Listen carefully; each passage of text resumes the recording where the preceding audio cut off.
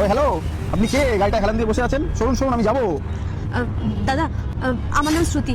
বলছি দাদা, আপনার ফোনটা একটু আমাকে দেবেন, আমি একটু ঘরে ফোন করব। ফোন নেবেন? ঠিক আছে নিন, কিন্তু তাড়াতাড়ি কথা বলবেন, কারণ আমি বেরোবো। হ্যাঁ হ্যাঁ দিন।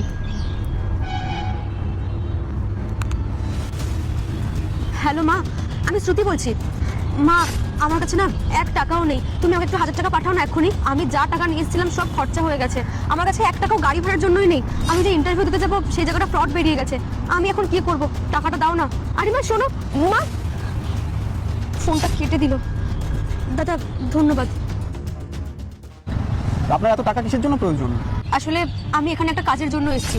এখানকারই একটা ছেলে আমাকে বলেছিল একটা ভালো কাজ আছে, তুমি এখানে চলে আসো, তুমি কাজও করবে, তোমাকে খাওয়া দাওয়া সবই দেবো, থাকার জায়গাও দেবো, আর মাস গেলে 15,000 টাকা স্যালারিও দেবো। আর আমি সেটার জন্যই এখানে চলে এসেছি। তারপর? তারপর আর কি, কলকাতাতে চলেও এলাম। আর উনি আমাকে বলছিল যে কাজটার জন্য তোমাকে ইমিডিয়েটলি 5,000 টাকা দিতে হবে। আমি দিয়েও দিলাম। তারপর না সঙ্গে সঙ্গে আমাকে ব্লক করে দিয়েছে। আর যে লোকেশনটা আমাকে দিয়েছিল সেই নামে এখানে কোনো লোকেশনই নেই, পুরো ফ্রড বেরিয়ে গেছে।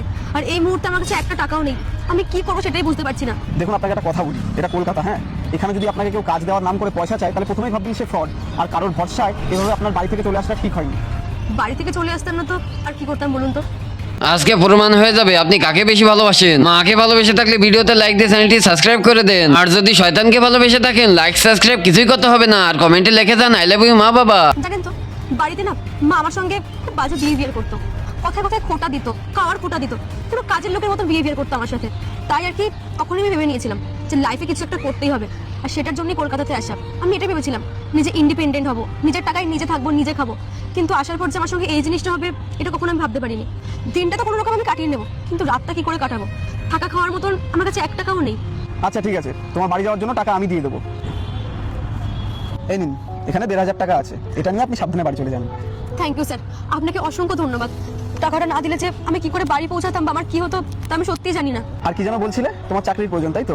তুমি বরঞ্চ একটা কাজ করো, এটা আমার ভিজিটিং কার্ড, এটা তুমি রাখো, কালকে তুমি সকালবেলা আমার সাথে দেখা করো কোম্পানিতে, এটা অ্যাড্রেস দেওয়া আছে। থ্যাংক ইউ স্যার, সত্যি আপনাকে অসংখ্য ধন্যবাদ। আরেকটা কাজ করো, তুমি এই 2,000 টাকাটাও রাখো, আজকে রাত্রেবেলা তুমি একটা হোটেল দেখে সেখানে বুকিং করে থেকে যেও, তাহলে তোমার কালকে সকালবেলা আসতে সুবিধা হবে। আচ্ছা স্যার, আপনি তো আমাকে চেনেনও না, কিন্তু আমার জন্য এত কিছু কেন করছেন?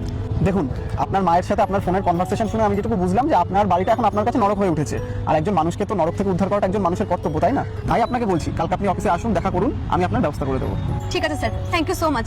আর আমি যত তাড়াতাড়ি পারবো আপনার এই টাকাটা ফেরত দেওয়ার চেষ্টা করবো। না না, এই টাকাটা তুমি তোমার কাছেই রাখো, এটা আর আমাকে ফেরত দিতে হবে না। তুমি যখন ভবিষ্যতে নিজের পায়ে দাঁড়িয়ে যাবে তখন কোনো গরিব মানুষকে এভাবে সাহায্য করে দিও, তাহলেই হবে। ঠিক আছে স্যার।